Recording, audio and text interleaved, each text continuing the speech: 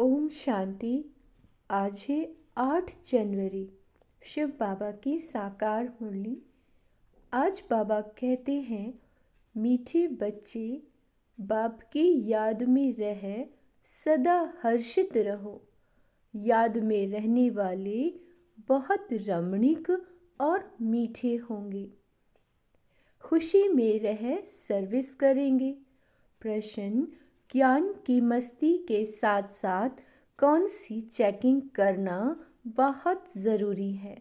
उत्तर, ज्ञान की मस्ती तो रहती है, लेकिन चेक करो देही अभिमानी कितना बने हैं। ज्ञान तो बहुत सहज है, लेकिन योग में माया विघ्न डालती है। गृहस्थ व्यवहार में अनासक्त हो रहना है, घर व्यवहार में अनासक्त होकर रहना है। ऐसा न हो माया चूहा अंदर ही अंदर काटती रहे और पता भी ना पड़े। अपनी नवज़ आपे ही देखते रहो कि बाबा के साथ हमारा हड्डी प्यार है। कितना समय हम याद में रहते हैं। गीत है, जली क्यों न परवाना। ओम शांति। मीठे मीठे बच्चों ने गीत की लाइन सुनी। जबकि बाप इतना जलवा दिखाते हैं, तुम इतने हसीन बन जाते हो, तो क्यों ना ऐसे बाप का बन जाना चाहिए जो बाप शाम से सुंदर बनाते हैं। बच्चे समझते हैं हम सांवरे से गोरे बनते हैं, एक की बात नहीं। वो लोग श्री कृष्ण को श्याम सुंदर कह देते हैं। चित्र भी ऐसा बनाते हैं, कोई सुंदर तो कोई श्याम। मनुष्य समझते नहीं कि यह हो कैसे सकता है।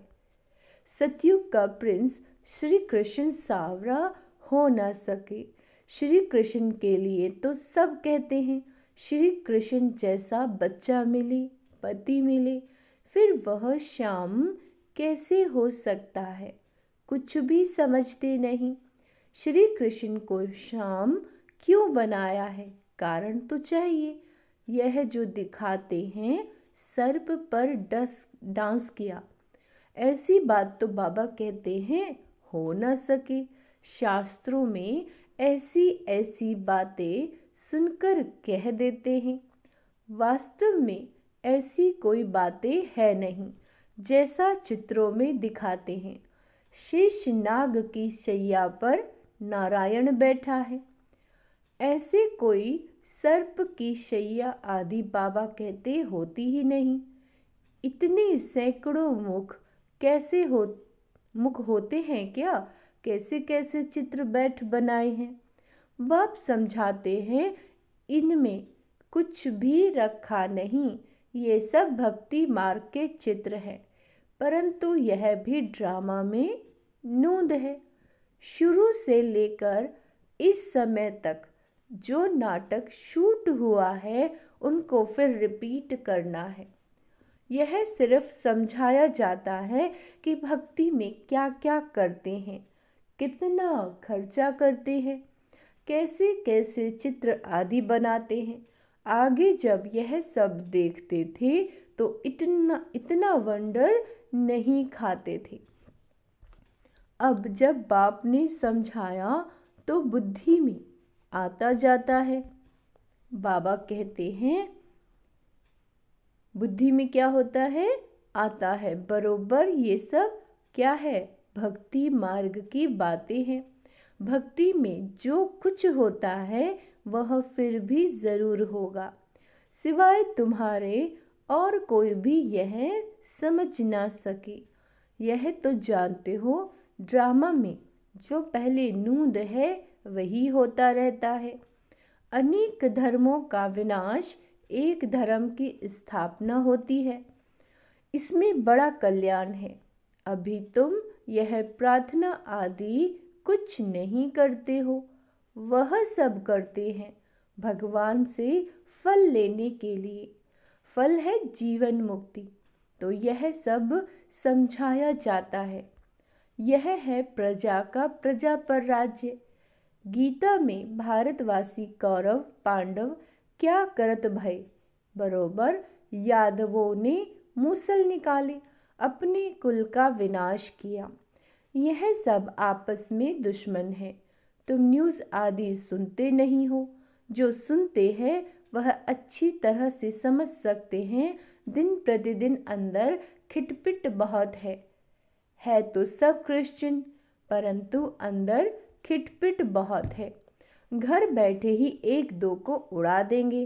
तुम राजयोग सीख रहे हो तो राजाई करने के लिए पुरानी दुनिया की सफाई ज़रूर चाहिए, फिर नई दुनिया में सब कुछ नया होगा। 5 तत्व भी वहाँ सतो प्रधान होंगे। समुद्र की ताकत नहीं जो उछल कर नुकसान कर दे। अभी तो 5 तत्व कितना नुकसान करते हैं। वहाँ सारी प्रकृति दासी हो जाएगी। इसीलिए बाबा कहते दुख की कोई बात नहीं, यह भी बना बनाया ड्रामा का खेल है। स्वर्ग कहा जाता है सतयुग को। क्रिश्चियन लोग भी कहते हैं पहले पहले हेवन था। भारत अविनाशी खंड है।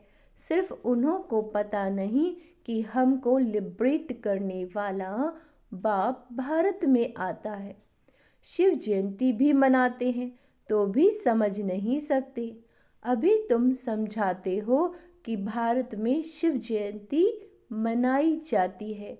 ज़रूर शिव बाबा ने भारत में आकर हेवन बनाया है, अब फिर बना रहे हैं। जो प्रजा बनने वाले होंगे उनकी बुद्धि में कुछ भी बैठेगा नहीं।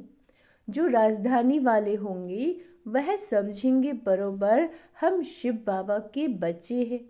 प्रजापिता ब्रह्मा भी हैं। क्या कहते हैं बाबा? लिबरेटर, ज्ञान का सागर खुद बाबा है। ब्रह्मा को नहीं कहेंगे। ब्रह्मा भी उनसे लिबरेट होता है।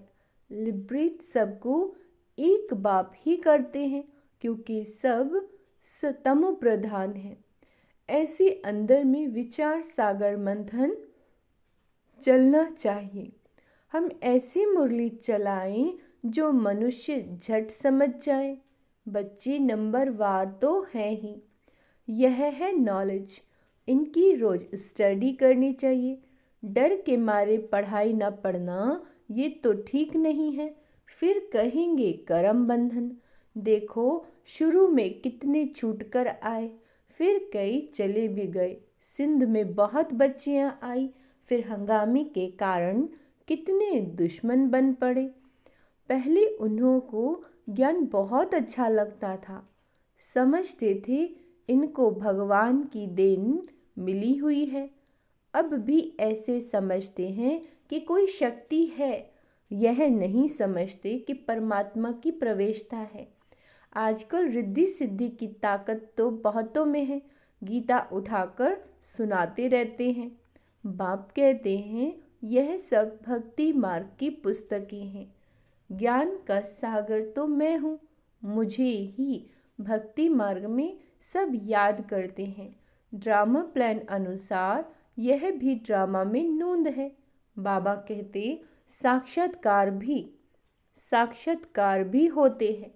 भक्ति मार्ग वालों को भी राजी करते हैं।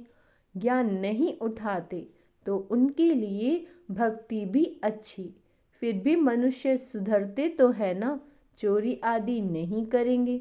भगवान का भजन करने वालों के लिए कभी भी उल्टी बातें नहीं करेंगे। फिर भी बाबा कहते फिर भी भक्त है। आजकल तो भल भक्त हैं, फिर भी बहुत देवाला मार देते हैं। ऐसे नहीं कि शिव बाबा का बच्चा बना तो देवाला नहीं मारेंगे। पास्ट का कर्म है तो देवाला मारते हैं। ज्ञान में आने से भी देवाला मार देते हैं। इसमें ज्ञान का कोई ताल्लुक नहीं। तुम बच्चे अब सर्विस पर लगे हो। समझते हो श्रीमत पर सर्विस में लगने से फल पाएंगे। हमको सब कुछ ट्रांसफ़र करना है। बैगेज सब कुछ ट्रांसफ़र कर देना। बाबा को शुरू में बहुत मज़ा आया था। वहाँ से जब निकला तो गीत बनाया, अल्फ को मिला अल्लाह और बे को मिली बादशाही। बाबा कहते श्री कृष्ण का चतुर्भुज का साक्षात्कार हुआ, समझा द्वारिका का बादशाह बनूंगा, ऐसा नशा चढ़ता था। अब यह विनाशी पैसे क्या करेंगे? तो तुम बच्चों को भी बाबा कहते खुशी होनी चाहिए, हमको बाबा स्वर्ग की बादशाही देते हैं। परंतु बच्चे इतना पुरुषार्थ ही नहीं करते, चलते चलते गिर पड़ते हैं। अच्छे अच्छे बच्चे बाबा को निमंत्रण देने वाले कभी बाबा को याद नहीं करते। बाबा के पास पत्र आना चाहिए कि बाबा हम बहुत खुश हैं। क्या पत्र आना चाहिए बाबा के पास? कि बाबा हम बहुत खुश हैं, आपकी याद में मस्त रहते हैं। बहुत हैं जो कभी याद नहीं करते। याद की यात्रा से ही खुशी जोर से चढ़ेगी। ज्ञान में भल कितना भी मस्त रहते, परंतु देही अभिमान कितना है, देही अभिमानीपन कहाँ है? हैं बाबा पूछ रहे हैं। ज्ञान तो बड़ा इजी है, योग में भी माया विघ्न डालती है, गृहस्थ व्यवहार में भी अनासक्त हो रहना है। ऐसा न हो जो माया अंगूरी लगा दे। बाबा कहते माया काटती ऐसे है जैसे चूहा। चूहा ऐसे काटता है जो भल खून निकाल आए लेकिन पता ना पड़े। बच्चों को पता नहीं पड़ता कि देह अभिमान आने से कितना नुकसान होता है। उच्च पद पा नहीं सकेंगे। बाप से पूरा वर्षा लेना चाहिए, मम्मा बाबा मौफिक। हम भी तखत नशीन बने। बाप है दिल लेने वाला। दिलवाड़ा मंदिर में भी पूरा यादगार है। अंदर हाथियों पर महारथी बैठे हैं। तुम्हारे में भी महारथी घुड़सवार प्यादे हैं। हर एक को अपनी अपनी नवज देखनी है। बाबा क्यों देखे? तुम अपने को देखो। हम बाप को याद करते हैं, बाबा मिसल सर्विस करते हैं। हमारा बाबा के साथ योग है। रात को जागकर बाबा को याद करते हैं। बाबा पूछ रहे हैं हम बहुतों की सर्विस करते हैं। देखो चार्ट रखना चाहिए। बाबा को जिगरी हड्डी कितना याद करते हैं। कोई समझते हैं हम निरंतर याद करते हैं, यह नहीं हो सकता। कई समझते हैं हम बाबा के बच्चे बन गए बस, परंतु अपने को आत्मा समझ बाप को याद करना है। बाबा की याद बिगर कुछ काम किया गोया बाबा को याद नहीं करते। बाबा की याद में सदैव हर्षित रहना चाहिए। याद में रहने वाला सदैव रमणीक रहेगा और हर्षित मुख रहेगा। किसी को बहुत खुशी से और रमणीकता से समझाएंगे। बहुत थोड़े हैं जिनको सर्विस का बहुत शौक है। चित्रों पर समझाना बहुत सहज है। यह है उचित उच्च भगवान। फिर उनकी रचना हम सब आत्माएं भाई भाई हैं, ब्रदरहुड है। उन्होंने फादरहुड कह दिया। पहले शिव बाबा के चित्र पर समझाना है कि यह सब है, यह है सब आत्माओं का बाप परम पिता परमात्मा निराकार। हम आत्माएं भी निराकार हैं, भ्रकुटी के बीच में रहती हैं। शिव बाबा भी स्टार है, परंतु स्टार की पूजा कैसे हो इसीलिए बड़ा बनाते हैं। बाकी आत्मा कभी 84 लाख जन्म नहीं लेती। बाप समझाते हैं आत्मा पहले अशरीरी आती है, फिर शरीर धारण कर पाठ बजाती है। सतो प्रधान आत्मा पुनर्जन्म लेते लेते आयरन एज में आ जाती है। बाद में आने वाले तो 84 जन्म नहीं लेंगे। सब तो 84 जन्म ले नहीं सकते। आत्मा ही एक शरीर छोड़ दूसरा लेती है। नाम रूप देश काल सब बदल जाता है। ऐसे भाषण करना चाहिए। कहते हैं सेल्फ रियलाइजेशन, परंतु कराए कौन? आत्मा सो परमात्मा कहना ये कोई सेल्फ रियलाइजेशन हुआ क्या? यह नई नॉलेज है। बाप जो ज्ञान का सागर है, पतित पावन है, सर्व के सदगति दाता हैं, वही बैठ समझाते हैं। फिर उनकी खूब महिमा करो, उनकी महिमा सुनी? क्या है बाबा? ज्ञान का सागर, पतित पावन, सद्गति दाता, है ना। तो बाबा कहते हैं आत्मा का परिचय बताया, अब परमात्मा का भी बताते हैं। उनको कहा जाता है सभी आत्माओं का बाप। वह छोटा बड़ा हो न सके, परमपिता परमात्मा माना सुप्रीम सोल। सोल माना आत्मा। आत्मा तो परे ते परे रहने वाला है, वह पुनर्जन्म में नहीं आते, इसीलिए उनको परम पिता कहा जाता है। इतनी छोटी आत्मा में पार्ट भरा हुआ है। पतित पावन भी उनको ही कहते हैं। उनका नाम हमेशा शिव बाबा है। क्या है उनका नाम? शिव बाबा, रुद्र बाबा नहीं। भक्ति मार्ग में अनेक नाम रखे हैं। उनको सभी याद करते हैं कि पतित पावन आकर हमें पावन बनाओ, तो ज़रूर आना पड़े ना। वह आते हैं तब जब एक धर्म की स्थापना करनी होती है, आदि सनातन देवी देवता धर्म। अभी है कलयुग, ढेर मनुष्य, सतयुग में बहुत थोड़े मनुष्य। गाया भी हुआ है, ब्रह्मा द्वारा स्थापना और शंकर द्वारा विनाश। गीता द्वारा ही आदि सनातन धर्म की स्थापना हुई, फिर उसमें भी भूलकर श्री कृष्ण का नाम डाल दिया। बाप कहते हैं वह तो पुनर्जन्म में आने वाला है, मैं तो पुनर्जन्म रहित हूँ, तो अब जज करो। क्या कहते हैं बाबा? जज करो कि परम पिता परमात्मा निराकार शिव या श्री कृष्ण, गीता का भगवान कौन? भगवान तो एक को कहा जाता है। फिर अगर इन बातों को कोई मानता नहीं तो समझना चाहिए यह अपने धर्म का नहीं है। सतयुग में आने वाला झट मानेगा और पुरुषार्थ करने लग पड़ेगा। मूल बात ही यह है, इसमें तुम्हारी विजय है, परंतु देही अभिमानी अवस्था कहाँ है? एक दो के नाम रूप में फंसते हैं। भक्ति मार्ग में भी कहते थे परवाह थी पार ब्रह्म में रहने वाले परमात्मा की। बाकी डर किसका? बहुत हिम्मत चाहिए। भाषण करने वाले को आत्मा का ज्ञान बहुत मस्ती से देना चाहिए। फिर परमात्मा किसको कहा जाता है, इस पर भी समझाना चाहिए। बाप की महिमा है। क्या महिमा है? बाबा है प्रेम का सागर, ज्ञान का सागर। वैसे बच्चों की भी महिमा है। किसी को गुस्सा करना माना लौ हाथ में उठाना। बाबा कितना मीठा है। बच्चे कोई काम में मना करते हैं तो नटवर नहीं बनेंगे, बहुत मीठा बनना है, ठीक है? बच्चों पर क्रोध नहीं करना। अच्छा, मीठे मीठे सिकीला दे बच्चों प्रति माता पिता बाप दादा का याद प्यार और गुड मॉर्निंग। रूहानी बाप की रूहानी बच्चों को नमस्ते। हम रूहानी बच्चों की रूहानी बाप दादा को याद प्यार गुड मॉर्निंग, नमस्ते मीठे बाबा, शुक्रिया बाबा, शुक्रिया। धारणा के लिए मुख्य सार, अपना बैग बैगेज सब ट्रांसफ़र कर बहुत खुशी से मस्ती में रहना है।